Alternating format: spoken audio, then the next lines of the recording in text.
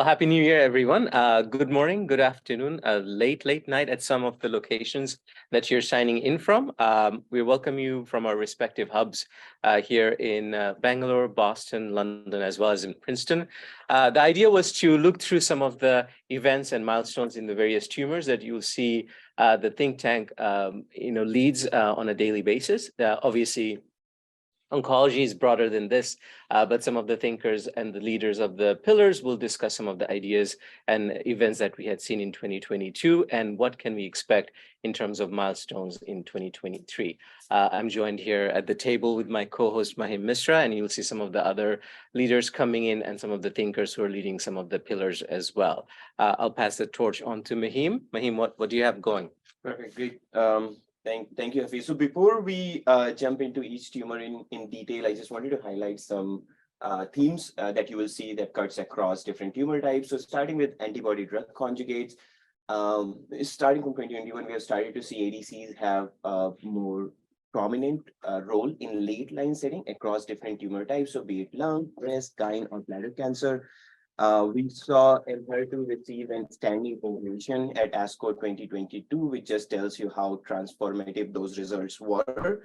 We are eagerly awaiting data from the TROP2-directed ADC in lung cancer in Q1 2023. So we are all excited about that as well. And as we know, there are multiple phase 3 trials ongoing to move ADCs to early lines of therapy as well, even first line as well as neoadjuvant and adjuvant therapies. The second theme is checkpoint inhibitors have started to make clinical transformative impact in early stage disease. We just heard this morning that atezolizumab in combination with bevacizumab showed statistically and clinically meaningful results in adjuvant HCC. Again, very encouraging data. Other than HCC, they have already entered and are approved in lung, triple negative RCC, and heme malignancies as well. Novel mechanism of actions have been a mixed bag in 2022, but we expect it to gain some momentum in 2023. And you'll see and hear across different tumor types what are some of the different MOAs that the team is excited about it. But just to give you a quick recap, TIGIT have shown mixed results. We are waiting to see the overall survival data, and I know Andrew is going to talk about it a little bit more as well. Again, SERDs, we were excited about SERDs in breast cancer. They have shown some incremental benefit in late line setting, and we are waiting to see how they perform in first line. So that could be exciting as well. Other than TIGIT and SERDs, of course, radioligand therapies have been transformative in prostate cancer, and you will hear Mickey talk about it in more detail during his time. Last but not the least, biomarkers are becoming more and more important across oncology, but that also brings with it some commercial and clinical questions as well. So just to give you an example, in gastric cancer, we have PD-L1, we have HER2 as biomarkers, but beyond that, FGFR2, Claudin 18.2, and multiple other biomarkers might enter clinic. What that means is there might be overlapping patient population, will have fragmented market, and that can raise clinical and commercial questions, like what to do with patients who have these overlapping biomarkers. What does that mean to get differentiated in the fragmented market as well?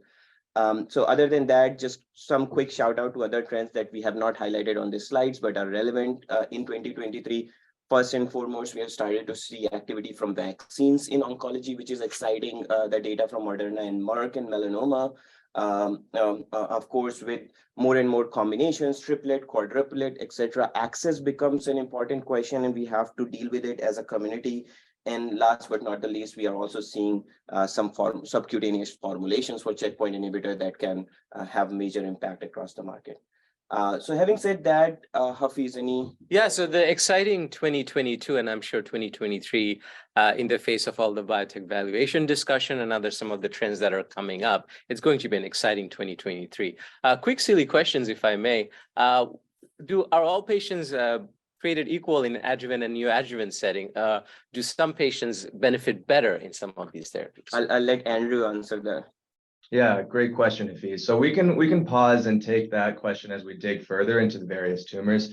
You'll certainly get your answer as we go through the course of this program.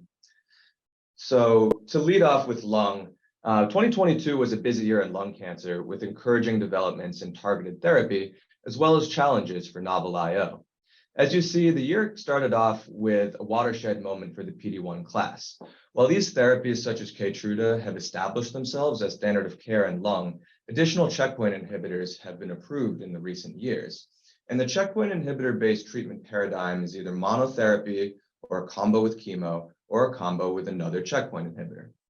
Now, Eli Lilly partnered with Innovent, a Chinese company, to develop the PD-1 inhibitor sintilimab, with the phase 3 Orient-11 study meeting its PFS primary endpoint and achieving approval in China.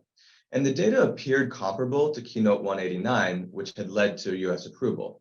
Eli Lilly then provided additional data aiming to normalize the Orient-11 data, which was on Chinese patients to a US population. The goal for sintilimab was to disrupt PD-1 pricing by as much as 40%. However, in the ODAC meeting, the FDA voted against Lilly. The FDA reasoned that Orient-11 is not applicable to the US population in terms of comparator arm, PFS endpoint, and the study population. Ultimately, they voted to require additional clinical trials demonstrating applicability to US patients before a final regulatory decision. Will there be additional PD-1s entering the US market in lung? Perhaps, but Orient-11 and sintilimab did not see FDA approval this year. If we turn now to novel IO, it's been a rocky 22 for the TIGIT class, as Mahim alluded to. Roche in particular suffered two setbacks, Skyscraper 1 in non-small cell and Skyscraper 2 in small cell. But here we'll focus on the non-small cell portion. Following positive phase 2 data in the Cityscape trial, Roche ran a phase 3 in first-line PD-L1 high population. But the combination of tiragolumab and atezo failed to meet the PFS endpoint, though OS remains immature. If we shift direction to targeted therapy, there are two key milestones in lung. In August, the FDA approved Enhertu for HER2-positive metastatic lung, which became the first antibody drug conjugate approved in lung, and added another actionable biomarker for testing. And just last month, adagrasib saw approval for KRAS G12C mutant lung. Adagrasib is the second G12C inhibitor approved following Amgen's sotorasib in May 2021. Now, if we turn the page and look to 2023, there are important catalysts upcoming in terms of both regulatory action as well as anticipated data. Right around the corner in January, the FDA is slated to make a decision on Keynote 91, which would be the first Keytruda approval in early stage lung, namely in the adjuvant setting. Keynote 91 would join Roche's Empower 10 in adjuvant and BMS's Checkmate 816 regimen in neoadjuvant. Now, time will tell regarding how checkpoint inhibitors shape the treatment of early stage lung, especially with respect to PD-L1 status. As Mahim alluded to, with the TIGIT class, the story continues into the next year. Phase 2 data from Gilead and Arcus is anticipated at ASCO, which was previewed earlier in December. And this phase 2 combination saw PFS benefit, but questions remain about the impact to clinicians and the high efficacy bar set by the existing standard of care. Later in Q3, we're anticipating the complete OS data from Skyscraper 1, which failed to meet PFS in the PD-L1 high subpopulation earlier last year. Overall, TIGIT may be more of an incremental change to the lung cancer treatment paradigm than a massive shift as originally envisioned. Now, looking at checkpoint inhibitors, as Mahim alluded to, we're hoping to see data regarding route of administration, namely subcutaneous versus intravenous, for pembro in combination with chemo. As context, Roche had already reported positive results in August with sub-Q atezo, though the label in lung remains an IV.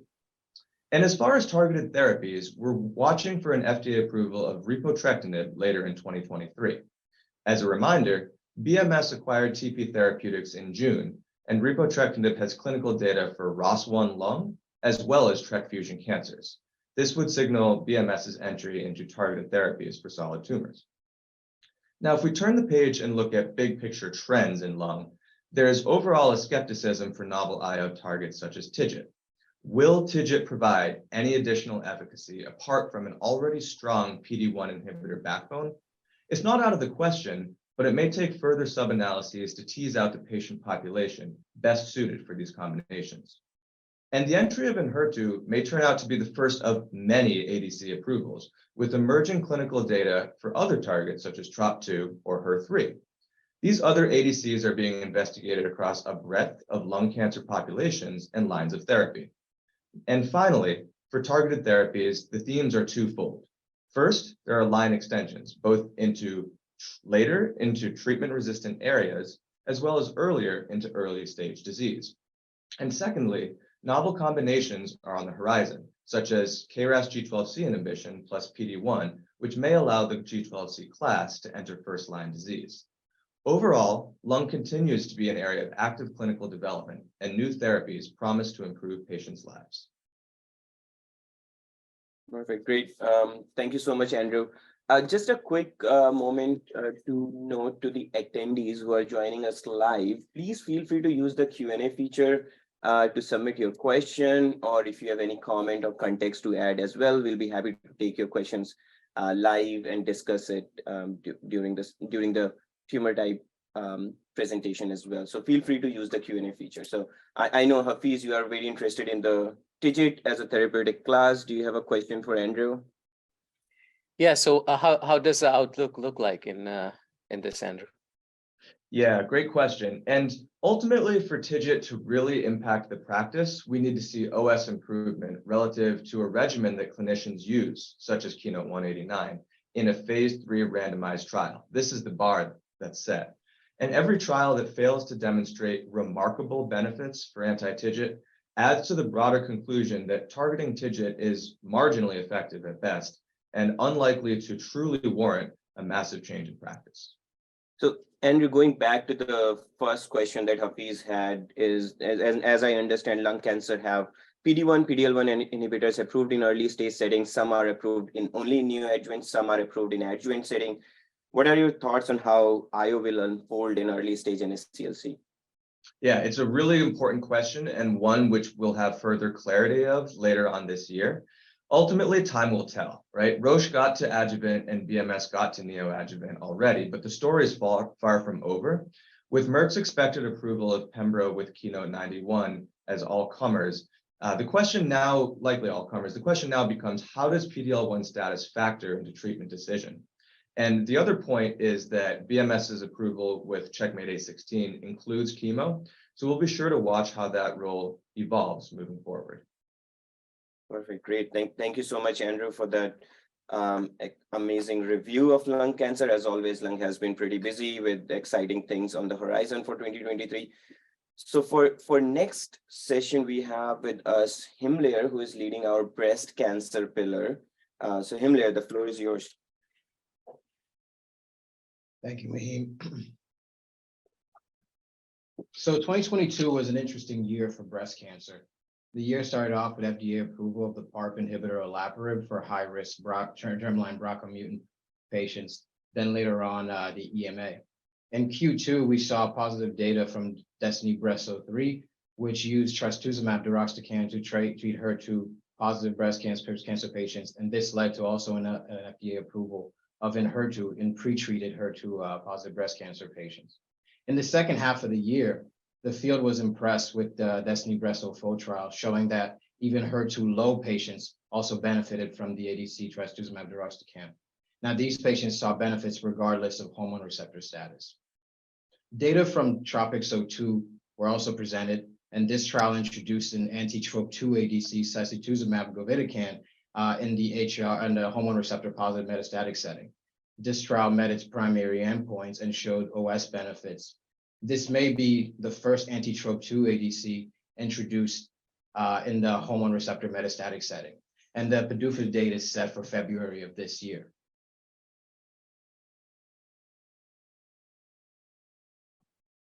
Now, 2023 will be a busy year for breast cancer. There are a number of possible approvals and expected data readouts. In the first half of the year, we're expecting approvals from the Capitello 291 trial.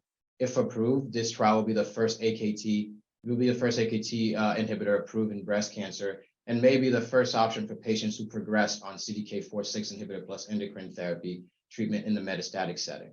It is also expected that TROPiCS-02 will be approved, and this will be the first anti-TROP2 ADC in the hormone receptor positive metastatic breast cancer setting also.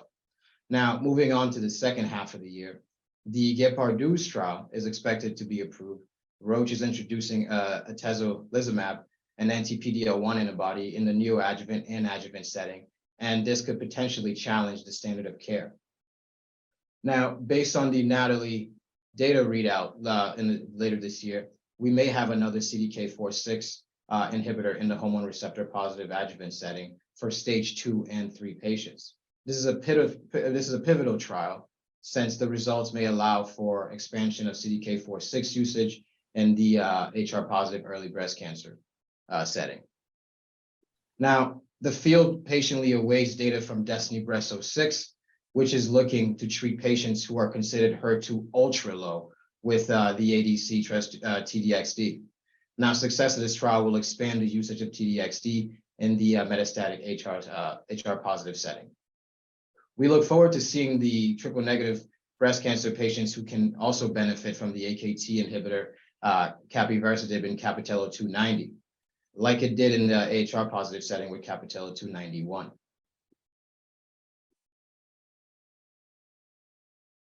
There's some exciting trends in breast cancer that are coming up. The emergence of HER2 low breast cancer from DESTINY-Breast04 trial has expanded the use of TDXD, and now there are talks of HER2 ultra low in DESTINY-Breast06. Now, despite this expansion, there's still some discussions regarding testing. There are some discordance between pathologists regarding how we're grading HER2 low. And there are some discussions regarding how doctors will essentially have to sequence these available agents. Now, TROP2 ADCs are being tested in hormone receptor positive and triple negative breast cancers at all stages of the disease. They are being evaluated as a monotherapy and in combination with IO. IO are now being combined with ADCs, and we saw some preliminary results from the phase 2 Begonia trial at SABCS last year. Other ADCs, such as patritumab deruxtecan, are also making waves across breast cancer subtypes. Lastly, we could very well see the AKT inhibitor make an entrance in the HR positive segment, and there is some positive data from shown in CAPItello 291 for all patients. Now, capivasertib is being tested in triple negative breast cancer patients, and based on the data readout, it will indicate if these patients can benefit from the AKT inhibitor as well. To see some of the AKT inhibitors being successful. I think one of the questions are coming in on the CAPItello 291 as well. Do you want to take the ADC question first, Mahim, or? Yeah, so Himmler, there is a question from an attendee around, you mentioned a little bit about antibody drug conjugates and how HER2 low might be a subsegment. So it seems like there might be multiple ADCs approved. What are your thoughts around the sequencing of different ADC agents approved for similar patient population? Well, specifically looking at the HER2 positive patients, previously it was more seen as a binary outcome. Patients were either HER2 positive or they were HER2 negative. But now with DESTINY-Breast04 and possibly DESTINY-Breast06, we're seeing that there is an intermediate population. So it's more becoming of a spectrum than a binary outcome. And this is important because HER2 low patients basically represent a significant portion of both HR positive and triple negative breast cancer. So there could be a major impact in both segments. And there are other drugs that are being used to target HER2. It's not just trastuzumab, emtansine, and trastuzumab deruxtecan. We also know of the bispecific antibody from Zymeworks, and this is zanidatamab. Also is in the works and could also make basically be beneficial to patients.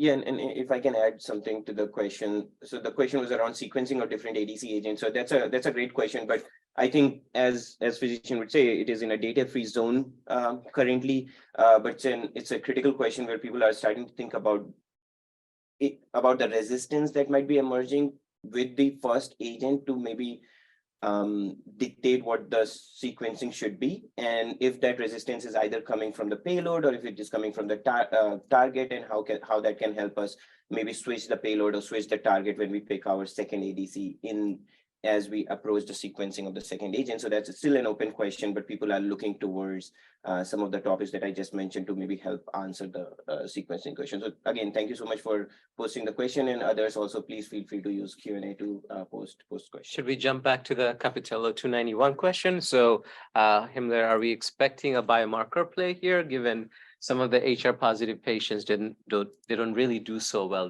with the poor prognosis? What are you expecting out of Capitello 291? Right. We saw Capitello 291 data presented at SABCS, and based on tolerability and the encouraging efficacy data, it looks like Capi is poised to make an impact post CDK4/6 and endocrine therapy. And we do expect that this could be approved for all patients, regardless of the biomarker. And as we know, it's very hard to find these biomarkers in the metastatic setting. So it is very nice to see a drug that can work in basically all comers. So we do see that Capitello could make a very big impact post CDK4/6 and endocrine therapy treatment. Yeah. So maybe we move on to Yeah, exactly. So it's great to see options here. So it's pretty cool. Thank you so much, Himmler, on walking us through breast cancer. So obviously, other piece of women's cancer is the gyne segment. Carly jumps in. She will walk us through ovarian, cervical, and endometrial tumors. Carly, passing it on to you. Hello. Thank you so much. So 2022 was an extremely busy year for gynecological cancer, so we'll get started right away. Towards the beginning of the year, we gained insight into potentially using IO earlier in the treatment of cervical cancer. So at the start of the year, saw AstraZeneca announce that their phase 3 CALA trial studying durvalumab with chemoradiotherapy in locally advanced cervical cancer did not meet its progression-free survival primary endpoint, which raised questions about whether giving IO concurrently with chemoradiotherapy is the best strategy. However, before making any conclusions as to what the future is of IOs in locally advanced cervical cancer, we'll have to wait for the results of Merck's pivotal Keynote A18 study, which evaluates pembrolizumab with concurrent chemoradiotherapy, and that recently closed enrollment this past November. 2022 was also a monumental year regarding data on PARP inhibitor maintenance therapy in ovarian cancer. In particular, at ESMO, we saw fairly stellar long-term overall survival data from Merck and AZ's SOLO-1 trial, which evaluated olaparib in the first-line maintenance setting among BRCA-mutated patients, as well as the PAOLA-1 trial, which evaluated maintenance olaparib and BEV in the same setting among HRD patients. For example, after 7 years in the SOLO-1 trial, 67% of all SOLO-1 patients on the olaparib arm were still alive, which has even prompted some physicians to refer to PARP inhibitors as a possible, quote, cure for BRCA-mutated ovarian cancer, which is the first time that we've heard this word being used in ovarian cancer.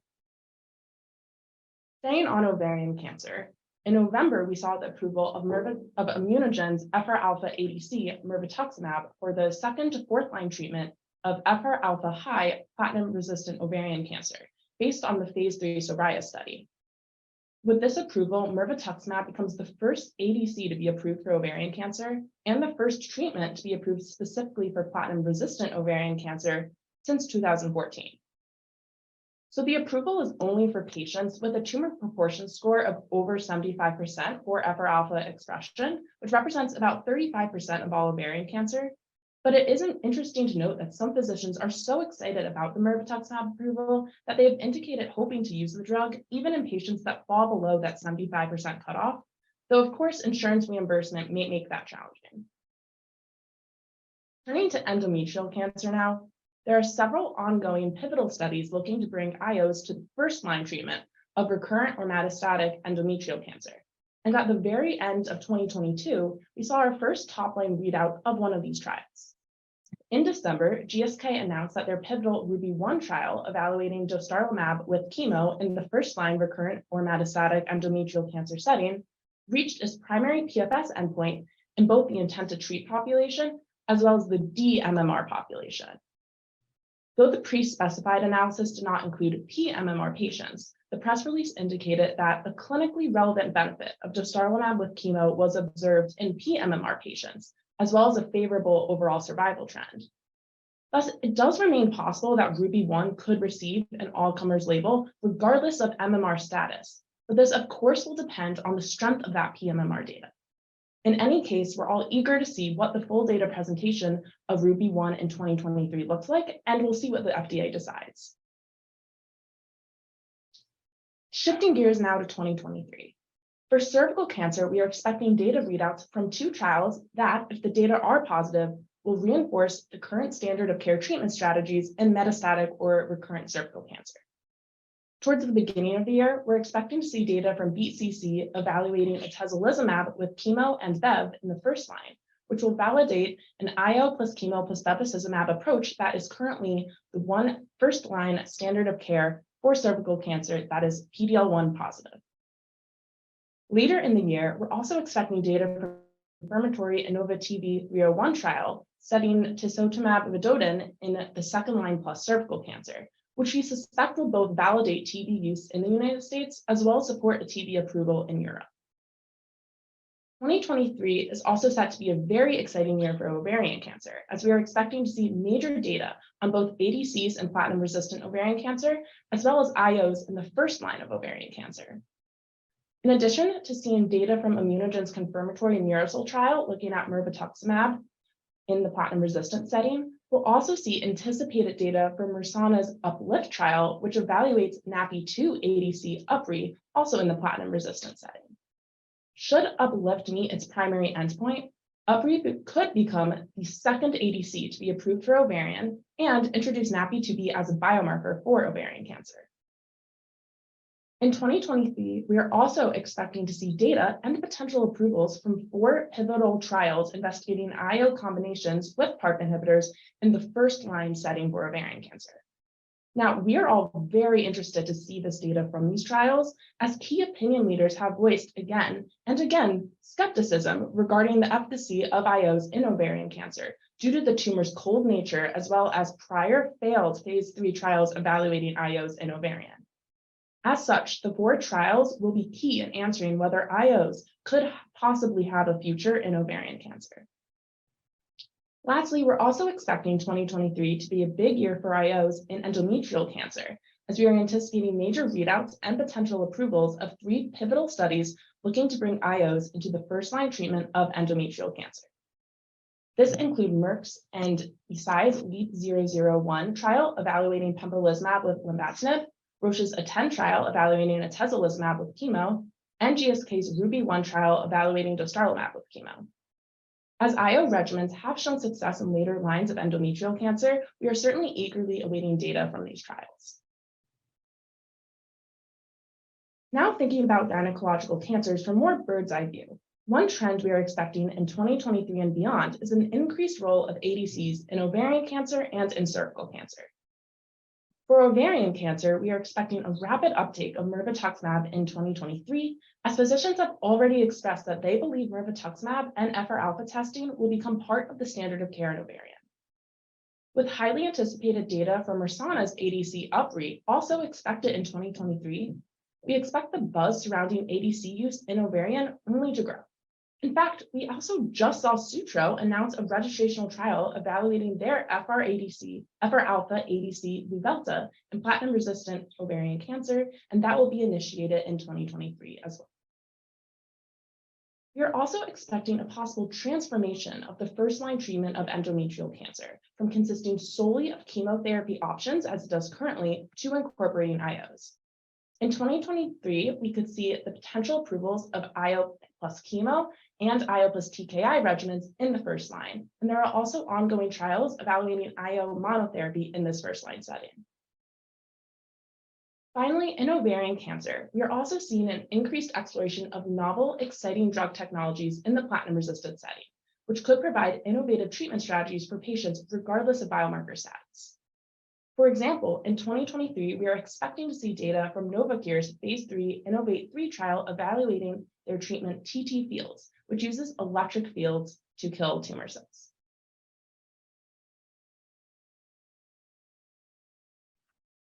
Great. Thank you so much, Carly. That was great. It's really exciting to see so much activity in gyn tumors across ovarian, cervical, and endometrial. Just wanted to sort of double click on platinum-resistant ovarian cancer, and if I'm not wrong, mirvetuximab, there hasn't been any approval apart from the recent approval in mirvetuximab since 2014. So it took 8 years for another agent to get approved in platinum-resistant ovarian cancer, right? So that tells you how big of an unmet need is platinum-resistant ovarian cancer, and it's exciting to see ADCs making a dent in that setting. Could you tell us a little bit more about if antibody drug conjugates could play a role beyond platinum-resistant setting? Yes, for sure. It's a good question. So as you mentioned, the unmet need in the platinum resistant setting is very great, but also excitedly, we are expecting the movement of ADCs to earlier lines of therapy in ovarian cancer as well. So as you mentioned, while the mirvetuximab approval, it's currently limited to platinum resistant patients. ImmunoGen recently initiated a pivotal phase 3 trial that evaluates mirvetuximab in combination with bevacizumab in the platinum sensitive maintenance setting. We also see Mersana's NaPi2b agent UpRi being studied in the platinum-sensitive setting in their phase 3 trial UpNext, which is going to serve as a confirmatory trial for their UpLift trial that evaluates UpRi in platinum-resistant cancer. Great. So it's good to see some of the IO movement in endometrial as well. Some of the questions that are coming in, Carly, is that with IO in combination with chemo or a VEGF, as they're moving into first line, it seems the study designs are pivoting a little bit. What do we know from ongoing or other studies from late line that we can learn from to see how this move in study design may be helpful for patients? Yeah, that's a really interesting question. So in the first line, we kind of see two different approaches as of now. We see the IO with chemo approach as well as the IO with TKI approach. So in terms of the IO plus chemo approach, we don't have any studies in the later line setting looking at IO with chemo. But as I mentioned, GSK recently announced that their Ruby-1 trial, which evaluates dostarlimab with chemo in the first line setting, met its primary PFS endpoint in both the intent to treat population as well as the dMMR subgroup, which is certainly encouraging news for those companies taking an IO plus chemo approach in the first line. So as for combining IOs with TKIs, which is the approach Merck is taking in their LEAP-001 trial evaluating pembrolizumab with lenvatinib, we have yet to see data regarding this combination's activity in the first line. But that said, as you alluded to, pembrolizumab with lenvatinib is approved in that late line setting for pMMR patients. And this is based off of Merck's KEYNOTE-775 trial demonstrating an overall survival benefit and a progression-free survival benefit of pembro with lenvatinib over chemotherapy. So we do currently have evidence that the IO plus TKI approach is efficacious in endometrial. So we'll just have to wait and see to gauge how that may translate, that later line benefit may translate to the first line. Thank you so much, Carly. Our next speaker is actually from across the pond from our London office. So We're crossing this pond? we are just crossing the pond. It might be a little turbulent, but we are trying to cross the pond. So Perfect. Mickey, over to you. You have prepared some key trends and implications for prostate cancer, right? Yes, definitely. Yeah, so thank you, Mahim. So 2022 was a busy but fruitful year for prostate cancer, as we see new MOAs and new combination treatments being established as the SOC across different lines of treatment. So to start off, we must talk about the elephant in the room. In early 2022, we saw the first evidence of PARP inhibitor plus NHA combination in mCRPC. From PROPEL trial with abiraterone and olaparib, we saw positive rPFS readout in all comers, regardless of HRR mutation status. This is certainly revolutionary to the usage of PARP in oncology. There are preclinical studies supporting a synergistic effect between PARP and NHA, and seeing firsthand in PROPEL where there is rPFS benefit even in non-HRR mutated subgroup certainly strengthen the belief. However, on the other hand, Magnitude trial with abiraterone plus niraparib did not meet the rPFS primary endpoint for the non-HRM arm. Of course, the two trials were designed a very different way and the patient characteristics were different, but the differential result between PROPEL and Magnitude raised a lot of questions and split the crowd. So fast forward to October 2022, PALIPRO-2 trial, the third PARP plus NHA combination with talazoparib and enzalutamide, announced positive readout in all-comer, giving a 2-to-1 lead to the all-comer approach. Physicians are still wrapping their heads around the data and forming their opinions. And not surprisingly, we saw the mixed opinions being carried over to the approval decision from the European Commission and FDA. Just in December 2022, PROPEL regimen was approved by the European Commission, whereas FDA, which originally granted PROPEL priority review, decided to delay the decision by 3 months. Obviously, the missing OS data could make the difference, and we are looking forward to seeing the final OS analysis from PROPEL in the upcoming ASCO GU. The next big topic for 2022 from prostate cancer is PSMA radioligand. So in March 2022, 177 lutetium PSMA radioligand from Novartis, also known as Pluvicto, was approved by FDA through the FISSION trial in the post-NHA post-chemotherapy mCRPC. And subsequently, it was approved by the European Commission in December 2022. This approval certainly is practice-changing, as PSMA radioligand shows strong rPFS and OS data, and this marks the beginning of the PSMA radioligand era in prostate cancer. During the second half of the year, FLASH trial from Point Biopharma debuted positive data from lead-in cohort, and the PSMA-4 trial from Novartis met rPFS primary endpoint. Both trials are pushing to place PSMA radioligand before chemotherapy in post-NHA mCRPC.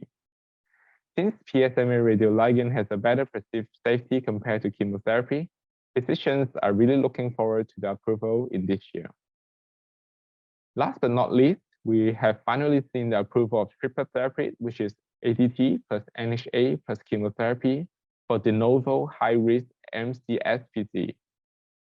This is definitely a major step calling for early treatment intensification, which shows a robust OS benefit in these patients.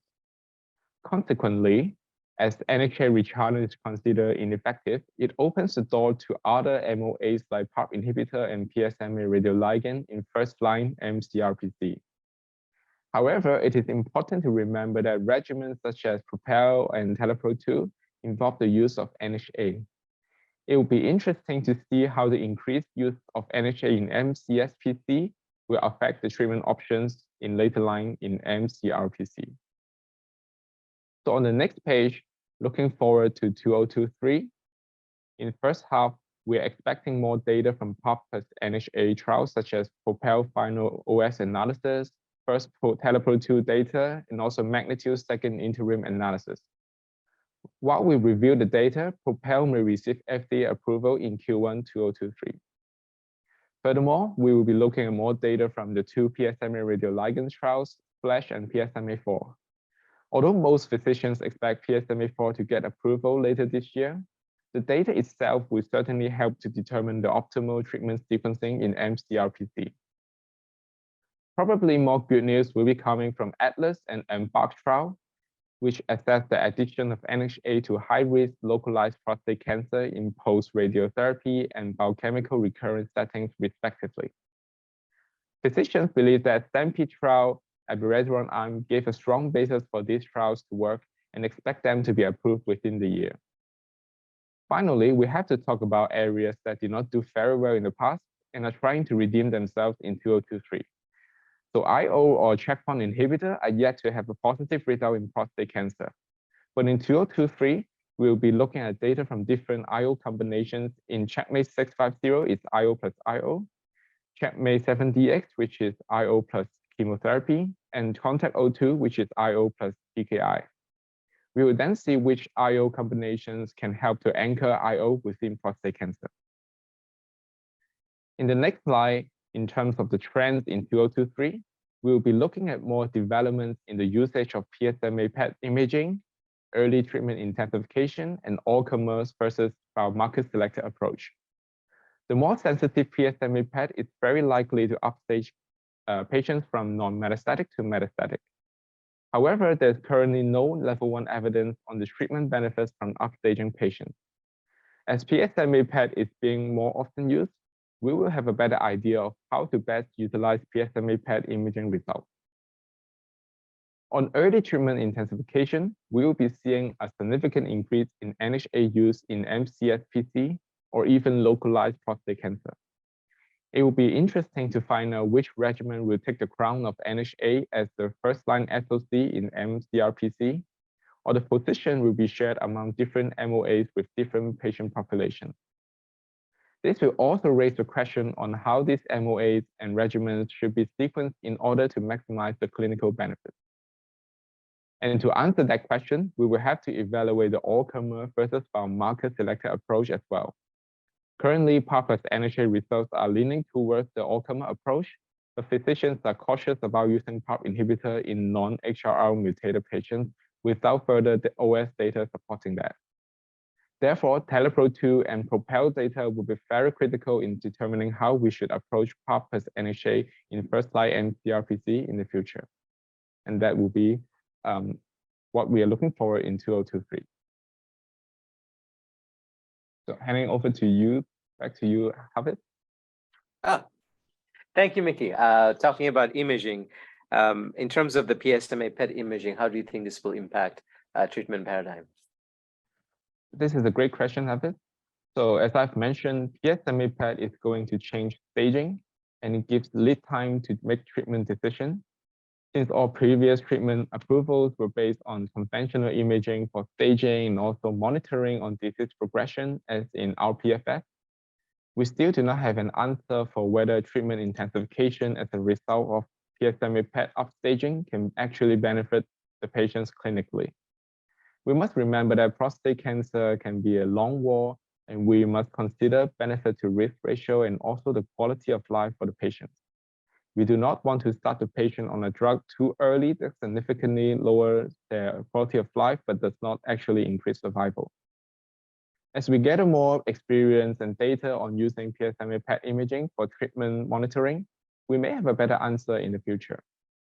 It is worthy to note that some new trials are actually using PSMA PET-derived rPFS instead of conventional imaging as their primary endpoint, and it would be very interesting to see how regulatory bodies review this data. So yeah, thank you, Mickey. There is a question from an attendee. So the question is around that, I think you mentioned that there might be 3 pivotal trials at ASCO GU from testing PARP plus NHA. Any thoughts on like how come physicians might sort of read through different trials and what could be the differentiation among these 3? Yeah, that's a very interesting question. So I think for magnitude is slightly different because they do not have positive data in the non-HRR mutated subgroup. So they will be very restricted to the HRR mutated subgroup. And they only have 8 genes in their analysis. So they will be restricted to those 8 genes. Between PROPEL and TelePro-2, so definitely it depends on how good the OS data from PROPEL will be. And also they use different NHA in their regimen. So PROPEL is olaparib, and for TelePro-2 it's a talazoparib. It's abiraterone for PROPEL and also enzalutamide for TelePro-2. So it depends on which NHA the patient have been exposed to in the earlier stage. They may be ineligible for either one of these trial regimens. So definitely we will see how a physician will consider which NHA to use in earlier stage, and then in first line, what regimens they are eligible for. Yeah, that was a difficult question, nicely explained, Mickey. So thank you so much for the response and for the presentation. Yeah, so moving on now to bladder cancer, shall we? So Kiana Ziad Kanpur leads our bladder pillar, and she'll review the key events as well as emerging trends. Kiana, over to you. Thanks, Hafiz. Yeah, bladder 2022 was an exciting year for bladder cancer. In Q2 2022, we saw the EMA approval of enfortumab vedotin, or EV, in April 2022. And this approval was based on the global phase 3 trial EV-301, which investigated EV monotherapy in locally advanced and metastatic bladder cancer patients that failed platinum chemo and a PD-1 or PD-L1 inhibitor, and demonstrated an overall survival benefit compared to chemotherapy. And this study marked the first randomized trial to show improved OS in patients with advanced UC who received platinum-containing chemo and an IO, and signified an important moment for patients and physicians in the approval of a new option. And the results from the study are intended to support global registration for EV. Also in Q2, we saw top-line results for Checkmate 901. The Nivo plus Ipi arm of the phase 3 trial failed to meet its primary endpoint of OS in the PD-L1 positive patients, but the IDMC recommended that BMS continue investigating with the other primary endpoints. Additionally, we had the BLA for N803 plus BCG, which was accepted in July of 2022 based on QUILT 3.032 final results for the CIS cohort presented at ASCO 2022. N803 is an IL-15 agonist for treatment of BCG unresponsive NMIBC with the potential to really shake up the current standard of care. And Q4 was a busy time for bladder cancer. IMvigor130 was a confirmatory trial investigating atezo in combination with chemo for 1L treatment of metastatic cancer. And upon its failure to meet the OS endpoint, Genentech withdrew atezolizumab from all lines of therapy in metastatic bladder cancer treatment. Studies with atezo in MIBC patients are ongoing with certain subgroups. Additionally, this past quarter, we saw the approval of Adstiladrin or nadofaragene for Adenovec in the US for high-risk BCG unresponsive NMIBC following BLA resubmission post a complete response letter from the FDA regarding manufacturing issues that caused some delays in approval. And this therapy offers a new intravesical option for treatments in this setting and the first This therapy offers a new intravesical option. And lastly, we have the BLA acceptance of combination format vedotin and pembrolizumab based on positive results presented at ESMO 2022. The FDA granted priority review to this combination for use in 1L treatment of patients in locally advanced metastatic bladder cancer who were ineligible for platinum-based chemo. And looking at 2023, we have a number of possible approvals and expected data to look forward to. Beginning with ASCO GU, we expect to see final OS readout for IMvigor130, finalizing the atezo story in the metastatic bladder cancer treatment setting, and offering insights into the shortcomings of IO and chemo in 1L treatment. And at the same conference, we'll see data from cohorts 1 to 3 of TrophyU-01, which is investigating sacituzumab govitecan in the 2L plus setting as a monotherapy in cohorts 1 and 2, and in combination with pembro in cohort 3. And we really expect this data to shed light on the role of ADCs in bladder cancer, adding color to what the treatment landscape may look like should EV plus pembro become 1L standard of care. Additionally, in the first half of 2023, we also expect data from CREST investigating subcutaneous sasanlimab plus BCG in patients with high-risk NMIBC. And this can inform us really of the benefit and potential of subcutaneous routes of administration, an area of interest, especially for urologists. And this study evaluates both BCG naive patients and BCG unresponsive patients as well. And a possible approval we may see in the first half of 2023 is also N803 plus BCG based on data from QUILT 3.032 cohort 1. Following Adstiladrin's heels, N803 plus BCG is expected to be approved, but wouldn't really solve the issues that we see with the ongoing BCG shortage in this setting.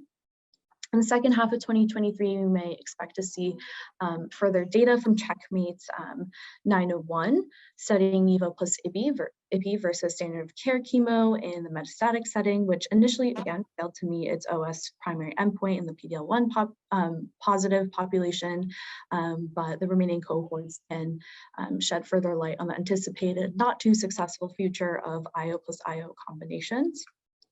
Further, potentially positive data from BOND 003 investigating the activity of intravesical administration of CG0070, a targeted oncolytic immunotherapy agent, could change the NMIBC landscape, particularly for patients with BCG unresponsive NMIBC. Data from Niagara, a study of durvalumab plus chemo, would work towards closing the loop on IO plus chemo trials in bladder cancer, offering a potentially better understanding of this combination. And finally, we also have the possible full approval of sacituzumab govitecan based on TROPiCS-04, which would also offer insights into the future role of ADCs in metastatic bladder cancer treatment. Some overall trends that we've seen in 2022 include IO combination challenges in the first-line setting of metastatic cancer, bladder cancer. The future of IO plus IO and IO plus chemo doesn't look as promising as it once did. Interest, particularly in first-line treatment with these combinations, seem to be waning as results continue to disappoint as compared to standard of care chemo. And KOLs seem to favor ADC plus IO regimens as those are showing superiority, such as with Pembro plus PV. We're also seeing new therapies in BCG unresponsive NMIBC. Intravesical agents are being studied as monotherapies and also in combination with IO in BCG unresponsive NMIBC, such as with Quilt 3.032 studying N803 and Bond 003 studying CG0070. And with the recent approval of Adstiladrin in this setting, which marked the first gene therapy option in bladder cancer, we also have new addition of an intravesical option to patients as well. And lastly, we're really seeing the growing role of ADCs and other drug formats across bladder cancer. ADCs are being explored in earlier lines of therapy, and we're also seeing the emergence of HER2-directed agents, which is new. Other drug formats, such as bicycle drug conjugates, represent another category of agents. And at the start of Q1 of this year, actually, BT8009 received fast track designation as a monotherapy for use in 2L+ metastatic treatment. So overall, the MEDI settings of bladder cancer continue to see development with the goal to offer more patients access to better and more effective treatments. Great. Thank you so much, Kiana. This was great. Maybe let's just start with the antibody drug conjugates. To see if I'm not wrong, I think bladder cancer will be the first sort of tumor type where an IO plus ADC will be approved. So which is a big deal. And as we know, these combinations are also being studied across different tumor types. So there are trials in lung, there is trial in breast cancer. So tell me a little bit more about ADC development. Like, can you expand on what would be the next for ADCs in bladder cancer? Yeah, thank you, Mahim. So as you mentioned, ADC is gaining a lot of interest, especially ADC plus IO combination with Pembro plus EV potentially being approved in 1L treatment. But overall, we're seeing ADCs moving up in lines of treatment. EV plus Pembro is expected to become standard of care.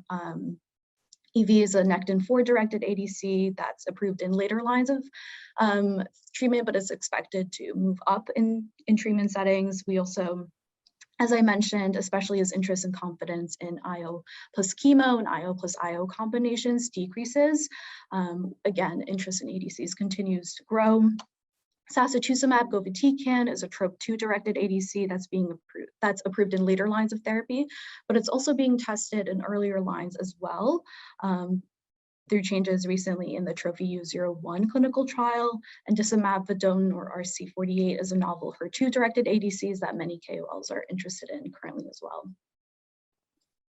Great. So again, thank you, Kiana, for that very thought-provoking summary for bladder cancer, and we are looking forward to hearing back from you in mid-year when we come back after ASCO. So again, thanks. ASCO GU and stuff as well. And ASCO GU as well. Yeah. So moving on to RCC, we have with us Nicole. She's leading our internal think tank pillar on renal cell carcinoma. So Nicole, thank you for joining, and the floor is yours. Thank you, Mahim. 2022 was an exciting year for RCC. Lots of impactful data was read out and new challenges and questions are emerging, especially in the adjuvant space. Before getting into that, however, one key event was the discontinuation of PIVOT-09. PIVOT-09 was a phase 3 trial investigating Bempeg and IL-2 prodrug in combination with Nivo in frontline RCC patients. And in April, the final analysis found that the overall response rate of the doublet did not show a benefit for intermediate and poor or all risk patients. And the interim analysis of OS also did not meet its endpoint for either of these populations. And so following this data, Nectar and BMS jointly decided to end the global clinical development program for this regimen. The second half of 2022 was particularly busy for RCC. 3 pivotal adjuvant IO trials read out in Q3, and all 3 of these did not meet their primary endpoints, which was a significant setback in the adjuvant space following the first IO approval by the FDA that happened in 2021 of Pembro. So BMS was conducting Checkmate 914 Part A, investigating Nivo and Ipi dual IO therapy compared to placebo. And Checkmate 914 Part A did not meet its endpoint of DFS, which came as a disappointment to many, given that Nivo and Ipi has a long-term known efficacy in frontline RCC. That said, Checkmate 914 Part B is ongoing, which is investigating Nivo monotherapy as adjuvant treatment against placebo, and also involves a Nivo and Ipi arm, so there is still data to come there. The second adjuvant trial that did not meet its endpoint of DFS was Emotion 010, investigating adjuvant Atezo, which is a PD-L1 against placebo. To date, PD-L1 inhibitors have not shown impressive benefit in RCC patients across lines of therapy. The third adjuvant IO trial that read out in Q3 was Prosper, which actually employed a perioperative approach with Nivo. So patients received Nivo before nephrectomy and then following as well. Ultimately, these 3 setbacks in the adjuvant space have left many questions unanswered about the benefit of adjuvant immunotherapy as a whole, and has incited a lot of discussion around these results. So we might look to factors including treatment duration, discontinuation rate, and patient inclusion and distribution to understand why they did not meet their endpoints. Adjuvant Pembro is still indicated for intermediate and high-risk patients, and urologists and oncologists hope to find a way to optimize patient selection moving forward so as not to overtreat those who might not be the best candidates for adjuvant therapy. Finally, a significant development in 2022 occurred with the readout of the highly anticipated Cosmic 313 trial, which was the first pivotal trial of a triplet regimen in RCC by Exelixis. Cosmic 313 was investigated Cabo, Nivo, and Ipi against a comparator arm of Nivo and Ipi in frontline, intermediate, or poor risk patients. The trial did meet its endpoint, showing a PFS benefit favoring the triplet, though no OS benefit was seen yet. While the data was positive, the toxicity of this triplet and discontinuation remains a concern in RCC, especially compared to a very competitive frontline landscape of other existing efficacious regimens. So Exelixis has decided to wait until their next interim OS analysis to consider submission to the FDA for approval. Looking forward to 2023, some key upcoming events are expected to occur, especially in the second line space. So Contact 03, if we're moving on to 2023, Contact 03 is testing Atezo and Cabo compared to Cabo monotherapy, and is expected to read out in the first half of the year, which is very exciting given that it will answer questions about treatment sequencing, as its inclusion criteria specifies post-IO patients. And time will tell how the addition of a PD-L1 may or may not improve efficacy of Cabo, which is known to be very active in later lines of therapy for RCC. Another key trial in the second line space is LITESPARK 005, investigating belzutifan monotherapy against everolimus in patients pre-treated with both immunotherapy and a TKI. Belzutifan is generating a lot of buzz, given that it is a HIF-2 alpha inhibitor and a completely novel target under investigation for RCC, and there's a high unmet need to find these novel regimens throughout the landscape. There are other belzutifan trials underway in the frontline and adjuvant spaces, and so the data from LITESPARK 005 may provide an insightful first look at efficacy of the single agent in a phase 3 trial. In the second half of 2023, pending data from these 2 readouts, approvals could occur for both Contact 03 and LITESPARK 005. And both of these regimens approvals would be impactful on market dynamics of the second line regimens and be new approaches in the sequencing arsenal. Cosmic 313 secondary OS analysis is expected to occur in 2023, and seeing new data will renew discussions of what role a triplet may play in the frontline RCC space. As for key trends in the RCC landscape as a whole, we are continuing to see IO uptake across lines of therapy, with Pembro as the only standard of care in the adjuvant space, and more immunotherapy-based combinations underway in the second lines plus setting. And the growth of IO dominance leads into our second key theme of sequencing. So novel MOAs are top of mind when thinking about how to sequence regimens in later lines of therapy to optimize patient outcomes, with belzutifan as a particularly exciting asset in development, especially in combination therapies. Finally, research on clinically usable biomarkers in RCC continues to be an area of interest. Recently, a potentially predictive biomarker for Bedirocept has been identified, though confirmatory studies have yet to be done. And hopefully, as biomarker research continues, the future of RCC will be able to focus on more personalized treatments for patients. Great, thank you so much, Nicole. So you mentioned how there are some checkpoint inhibitor that showed positive data in adjuvant setting, and then I think there was some surprises around few adjuvant checkpoint trials not meeting at least the statistical bar of clinical benefit. How do you foresee the landscape of adjuvant therapy in RCC evolving in next few years? Yeah, so that's an area, big area of discussion. In the near term, physicians are focused on optimizing patient selection for adjuvant therapy, and adjuvant additional subgroup analyses of these trials, both positive and the ones that didn't meet their endpoints, and more follow-up trials investigating patients stratified by risk group or specific disease characteristics may be able to provide answers as to which patient subgroups might benefit the most from adjuvant immunotherapy. And discourse continues right now, mainly for patients who are of intermediate risk.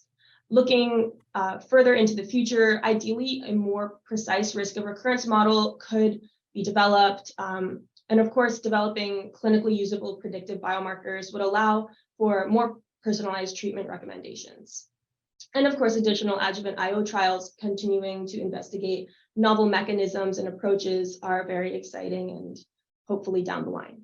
Oh, awesome. Great. Thank you. So before we move on to the next tumor type, I just wanted to note that we'll have the GU team back again after ASCO GU on our podcast to discuss what are some of their prediction, if their prediction came right or not. Like, if are their trends right or not? So we'll get them back on our podcast and we'll discuss ASCO GU. Just to clarify, though, we are not providing stock guidance. We are basically trying to see what makes best sense for patients and what are some of the relevant standard of care pivots that we can see in the industry. Well, before the ecosystem thinks we're just a solid tumor kind of think tank, we better move on to the hematology. So thank you, Nicole, there. Justin English leads the multiple myeloma pillar for us. And so Justin will walk through some of the changes we have seen post-ASH and also mid-year throughout 2022, and what can we expect in a very exciting multiple myeloma segment. Great. Thanks, Hafiz. 2022 was a year of several advancements in the world of heme and the myeloma space in particular. The year began with the much anticipated approval of Janssen and Legend Biotech's BCMA targeting autologous CAR-T product, cilta-cel, in fifth-line plus relapse refractory multiple myeloma, which had posted staggering efficacy data as a monotherapy, nearly 100% ORR in the phase 1b/2 CARTITUDE-1 trial.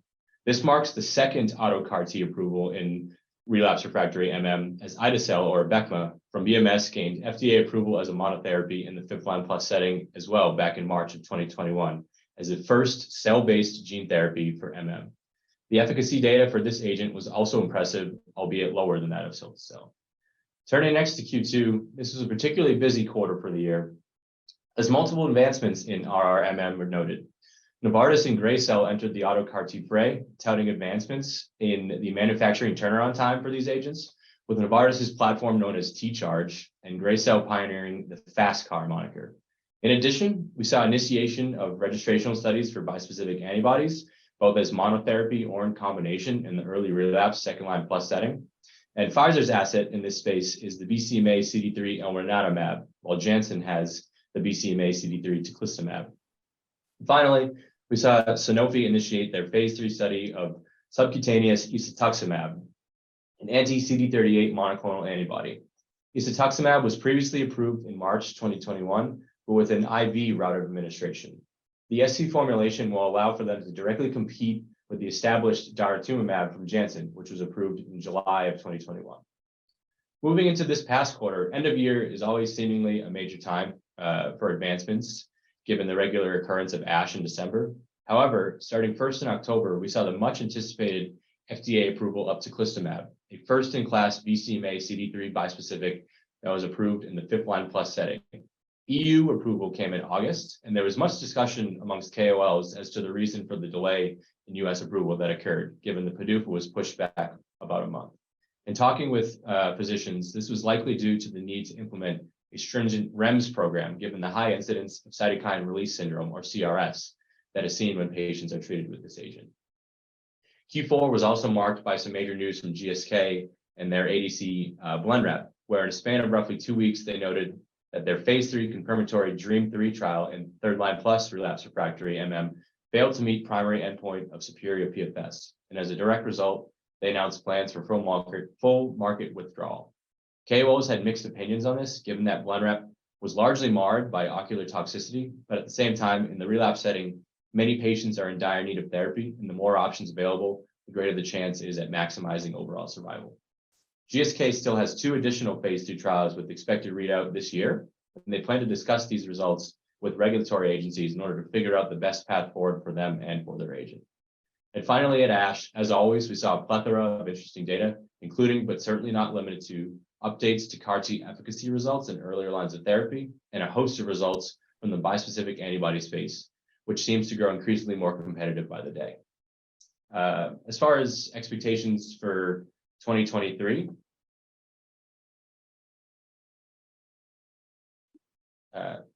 we are expecting data from several companies and agents, including readouts for both ide-cel and cilta-cel in what are viewed as directly competing trials, with BMS looking to move ide-cel into the third, fifth line setting, and Janssen tackling the second to fourth line setting in relapse refractory MM.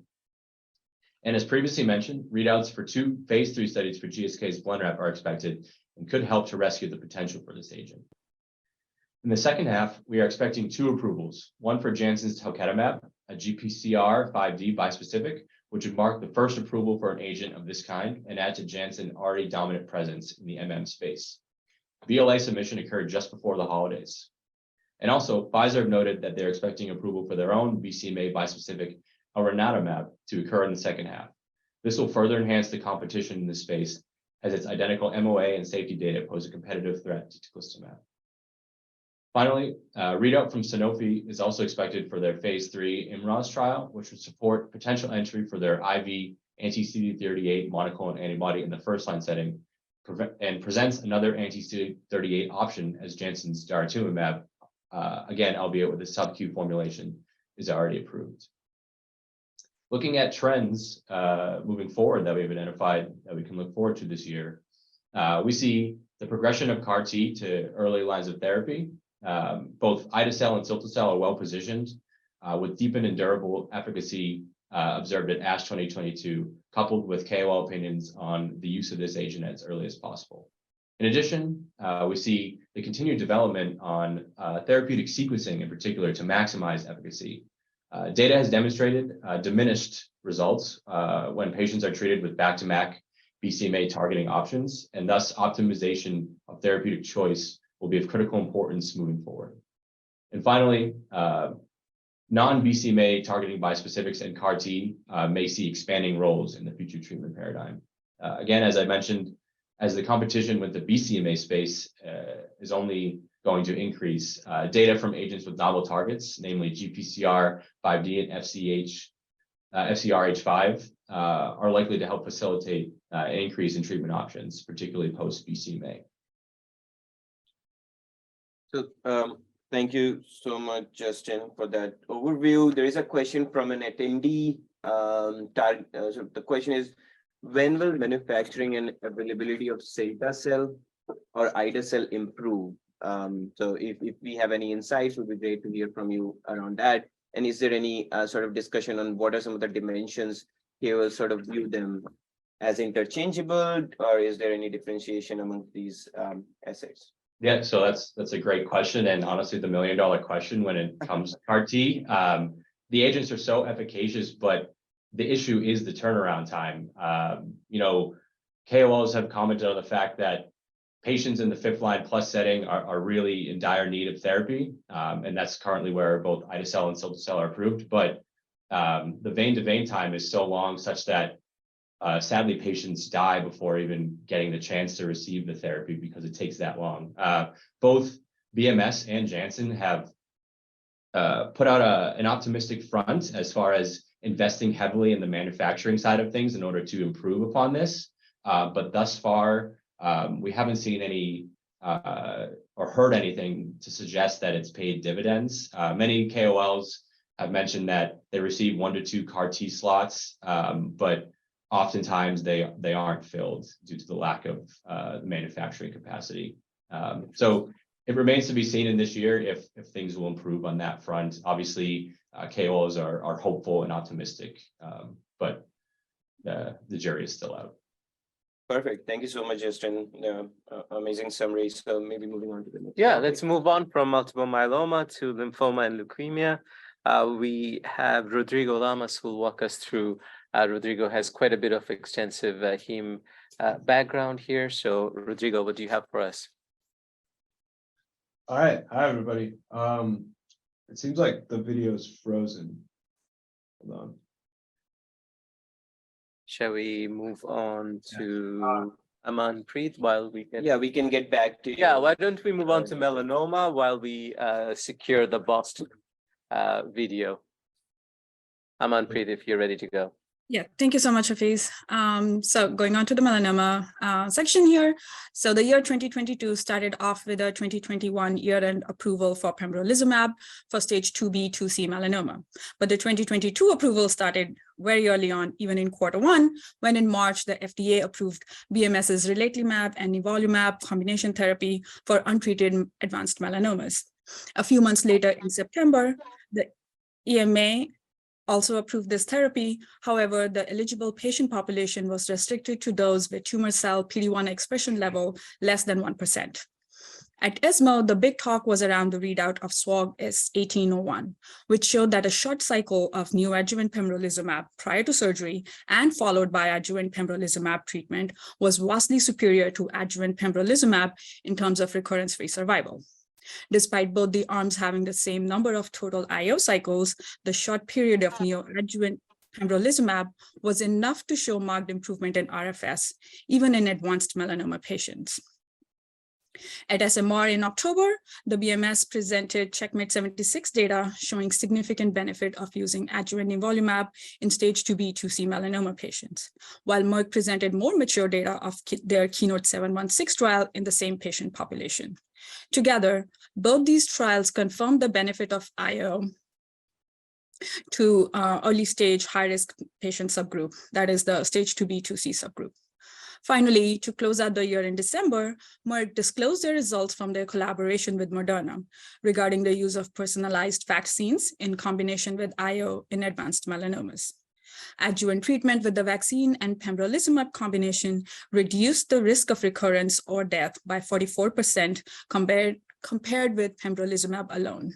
And the companies indicated their interest in starting a phase 3 trial in 2023. Coming into 2023, we expect to see more enthusiasm around the use of adjuvant IO in early stage patients, especially now that the data is backed by 2 separate clinical trials and there is a choice of 2 agents available to patients, as we expect CheckMate 76K to be approved by the FDA in the first half of 2023. What will be most interesting to watch here is the reaction to SWOG S1801. This idea of neoadjuvant IO is being tested across multiple cancers and has already been incorporated in ASCO guidelines for breast cancer treatment after their promising 3-year data and more to come. Regarding melanoma, at the time of the ESMO presentation, the results were hailed as quote-unquote practice changing.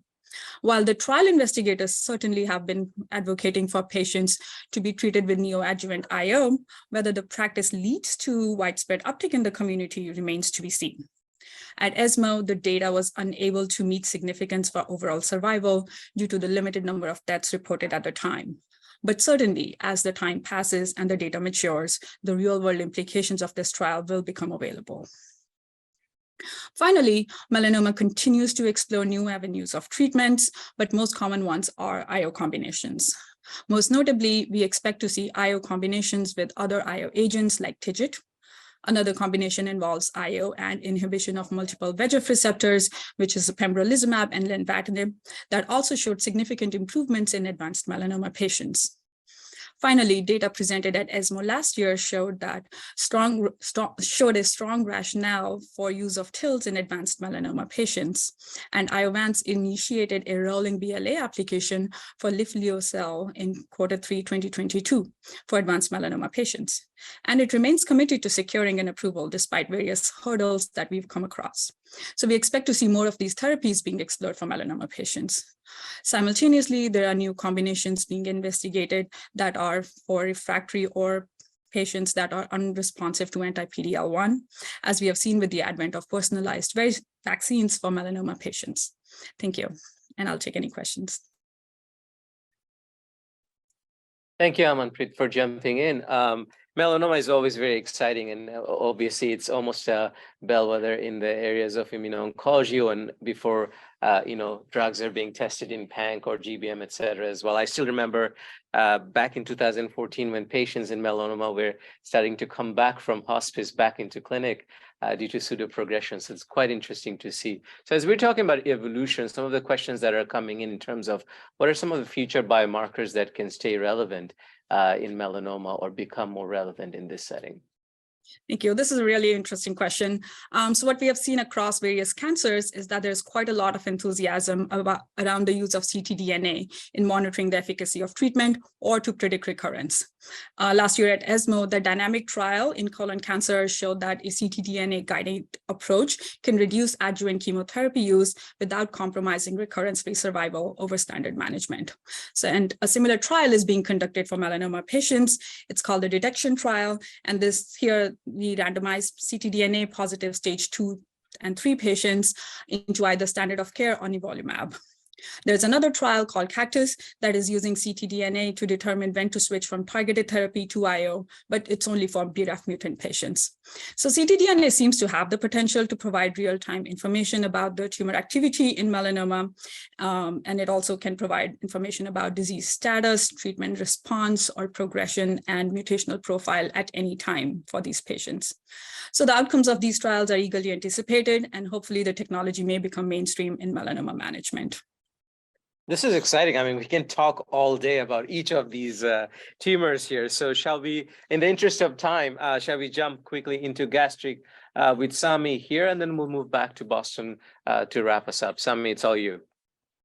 No, thank you so much, Hafiz and Aman. Really exciting hearing everything going on with melanoma. So moving on to gastric, we had a lot of activity in Q4 2022 specifically.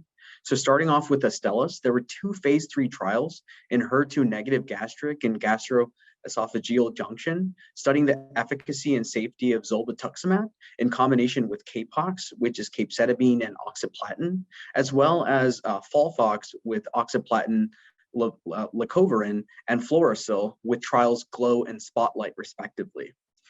Now, both studies showed significant improvement in their primary endpoint of median progression-free survival in their top-line results, and we are expecting a full data readout, including safety and data, presented actually this week at the ASCO GI Congress in San Francisco.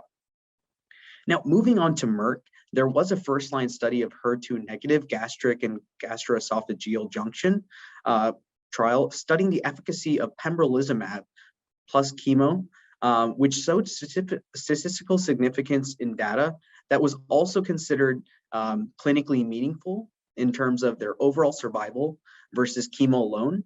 And in this trial, they used Capox, also known as Zelox, which is again fluorouracil and cisplatin, and this was regardless of PD-L1 expression. Now, lastly, there was a joint collaboration between Daiichi Sankyo and AstraZeneca, and this recently received EU approval for Enhertu for second-line metastatic HER2 positive advanced gastric cancer for use of monotherapy in patients who have received prior trastuzumab based regimen. And I wanted to note that although this particular trial, in terms of the second-line treatment, received EU approval. It has already been approved in the US. Now, looking at the trends in 2023 and beyond. First off, thinking about the market, it is highly fragmented with intense competition. There is significant overlap among biomarkers, which is leading to increased competition, particularly in first-line gastric cancer, which I mentioned there were several trials. And looking at biomarker targets, there are a few that have been created, which Mahim alluded to earlier, including Claudin 18.2 used in the Astellas trials, and FGFR2b from Biogen, which are proteins expressed in gastric and gastroesophageal junction cancer. Now, moving on, there's still a significant high unmet need in the later lines. For biomarker negative patients in later line gastric cancer, prognosis still remains poor, with the standard of care in the clinical field still being administered by chemo alone. Now, lastly, as we have seen success in checkpoint inhibitors in first-line gastric and gastric esophageal junction cancer, there is a translating entrance into earlier lines, which we are seeing. There has been promising efficacy using checkpoint inhibitors, and there are several early PD-1 and PD-L1 trials that are currently in progress. Happy to take any questions at this time. Perfect, great. Thank you, Sammy. Just being conscious of time, I'll jump to Rodrigo. So for the overview of lymphoma and leukemia, Rodrigo, bring us home. All right, great. Thank you, Sammy, and also to Amanpreet for stepping in with the technical issues. So 2022 was also a really exciting year for lymphomas and leukemias. The year started off with a huge trial readout. Roche released practice-changing data for their ADC, Polivy, in frontline DLBCL patients. Polivy had actually already received an approval in RR DLBCL, but Roche wanted to push the asset into earlier lines of therapy. And in the phase 3 Polarix trial, investigators replaced one of the chemotherapy components of the longstanding SOC R-CHOP with Polivy. And this trial read out in January, and it showed that patients receiving Pola plus R-CHIP had a 27% lower risk of disease progression, relapse, or death compared to patients with R-CHOP standard of care, which was absolutely fantastic. Polivy actually isn't the only new agent breaking into earlier lines of therapy, though, with two CD19 CAR-Ts, Yescarta and Breyanzi, having been approved for the treatment of second-line DLBCL patients. These second-line approvals come just after 1 year from the original approval for CAR-Ts in the 3L+ setting, where they showed transformative efficacy and sort of shifted that standard of care. So it'll be interesting to see how these do in the second line. Yescarta and Breyanzi's other CD19 CAR-T competitor, Kymriah, failed to move into the second line as it had an inferior efficacy profile. But Kymriah did see some success in 2022, receiving accelerated approval for third line plus FL in the US, where it'll go head-to-head against Yescarta. Yescarta and Kymriah will also see some competition from the recently approved mosunetuzumab, a CD20 and CD3 bispecific that received 2022 approvals in both the US and the EU. Mosun offers a lower cost off-the-shelf alternative to CD19 CAR-Ts for RRFL patients. And not only is it cheap and convenient, but Mosun also had lower instances of adverse events, along with comparable efficacy to CAR-Ts. So this is the first bispecific to ever be approved in any type of lymphoma. And it'll be interesting to see how its entry impacts the use of CAR-Ts. Turning now to AML, some notable advances were made in the treatment of IDH1 mutated AML, which affects just around 1 in 10 AML patients. Ivosidenib, an IDH1 inhibitor, became the first targeted therapy approved for RR IDH1 AML in 2021. In 2022, it has now moved into the front line for unfit AML in combination with AZA. And ivosidenib might actually see some emergent competition because olutasidenib was just approved as a monotherapy for patients with relapsed or refractory AML and is predicted to move into the earlier lines. And physicians are really excited about seeing these multiple approvals, given the notorious nature of limited options for IDH1 patients and their poor prognosis. So now moving on to 2023. There's some really important catalysts receiving approval and reading out this year. As I touched upon earlier, Polo plus R-CHP is set for a 2023 approval in the US based on its phase 3 Polarix data with a PDUFA date in April. There's also two major CD20, CD3 targeting bispecifics that are poised for approval by mid-year 2023. Epcoritamab, which is AbbVie and Genmab's bispecific, has a PDUFA date for May. And it's expected to be the first CD20 bispecific approved for DLBCL. And it's only slightly going to beat out its biggest competitor, Roche's glofitamab, which is set for a PDUFA date of July, just 2 months after Epco's. So the two bispecifics, given the nature of their approval dates and how close they are in terms of efficacy and safety, will see intense competition in the third-line DLBCL setting. There are several readouts expected for the second half of 2023. There's new and updated data from novel cell therapy trials, including NK, gamma, and viral-based cell therapies. Top-line data is also expected for menin inhibitors in AML, which could be the first targeted treatment for NPM1 mutated AML. Roche's phase 3 Sunmo trial, testing a combination of its two approved assets in FL, Polivy and Mosun, will read out in the second half. And finally, Glofit will have its first phase 3 data out in September, supporting the recent launch of its asset. So as for major trends to expect in 2023, as I stated before, bispecifics may emerge as the standard of care over CAR-T and DLBCL and FL.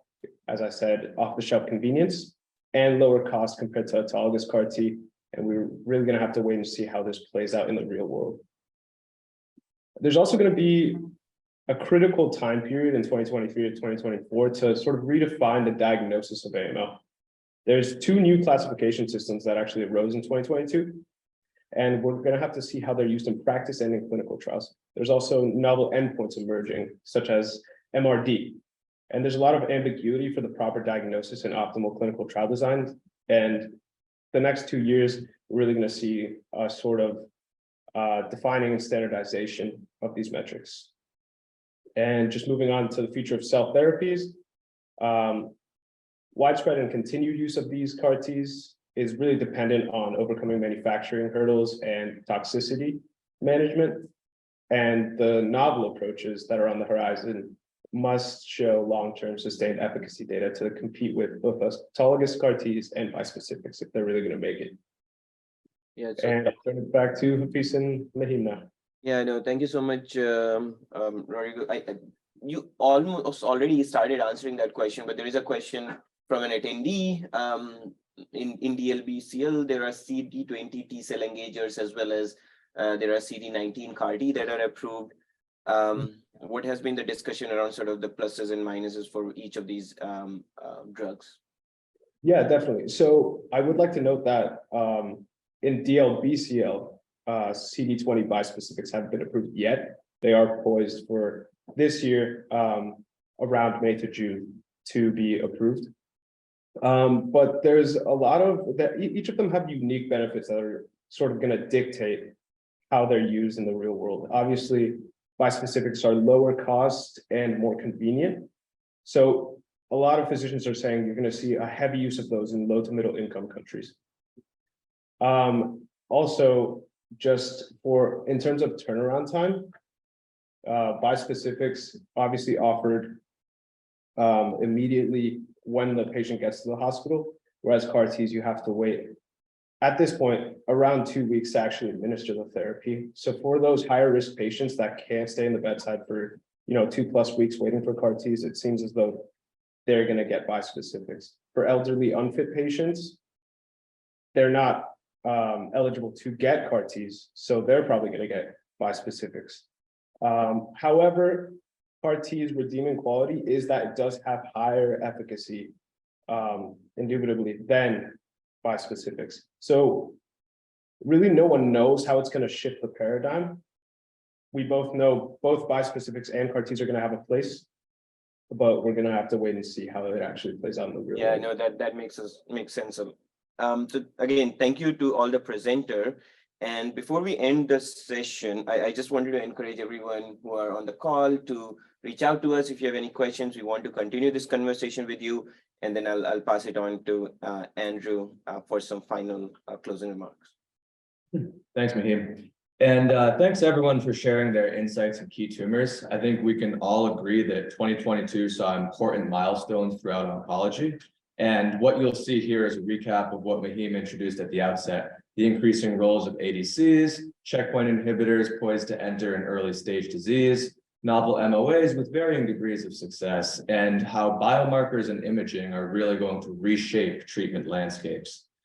Now, as Axiom, we constantly take the pulse of practice-changing data, and this shows across numerous indications in oncology. What you'll see here is a lot of data, but it's essentially the percent not responding for first line and second line, as well as overall survival benchmarks mapped across key solid tumors, which you heard in depth here, as well as hematological indications, all over an epidemiology sort of outlook as well. As you see here, the unmet need remains really high in tumors such as small cell lung and pancreatic, where we hope to see further advances soon. So with that, I'll pass it to Kiana for a look forward into the future. Thank you. So we at Axiom have a lot of exciting events planned for 2023. Next month, we'll be at IO 360 presenting on innovations in immuno-oncology. Rare Disease Day is February 28th, and we have some things planned there geared towards increasing awareness of rare diseases as well as helping patients. And as Mahim mentioned, we also have a podcast, Axiom Catalyst, that really serves as a platform to discuss key life science updates and news, both internally and with key opinion leaders. And upcoming, we have 3 podcasts, ASCO GI coming in January, as well as a podcast on metabolic diseases and ASCO GU updates in February. And last year, through our Axiom Reach 5K, we were able to support 11 patients and families. And we hope that this year in our upcoming 5K in May, we double that number and reach out to more patients and are able to support more patients. So keep an eye out both for news on that, as well as our podcast, where you can find us on any podcast listening platform. And finally, looking ahead, we invite you to join us for ASCO after ASCO 2023 to revisit key data and look at a mid-year review of data. And again, thank you for your time, and please reach out with any questions. Thank you.